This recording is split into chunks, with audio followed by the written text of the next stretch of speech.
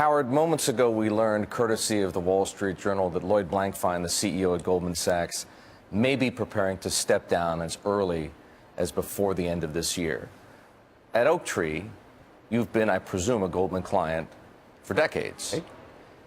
How do you think the firm, what do you think that firm will be like without Lloyd, who has been the CEO since 2006, since before the financial crisis?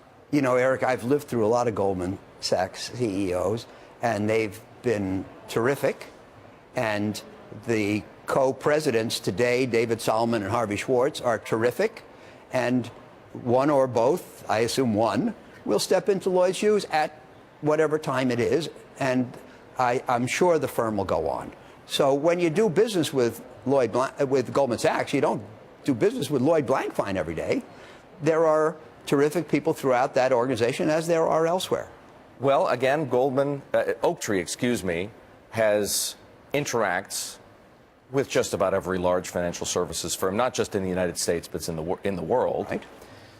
To what degree is a firm defined by its CEO, and to what degree is there an underlying culture that allows it to continue, in some respect, uninterrupted, regardless of who's sitting in the corner office? When you say a firm, that's really a difficult question to answer, because some firms are transactional, do the deal, make the money. Some firms are culture-based. I like to think Oaktree's culture-based. Goldman Sachs, I believe, is culture-based. The question when it went public is, will it retain its culture? I believe in large part it has, putting the client first, what they call long-term greedy.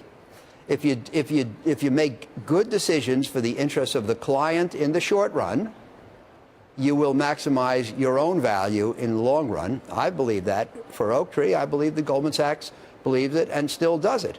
And so, you know, on the one hand, a CEO puts his stamp on a company. On another hand, if it's a culture-based company with a good, strong culture, it's his job to perpetuate the culture. And I think that Lloyd has done both.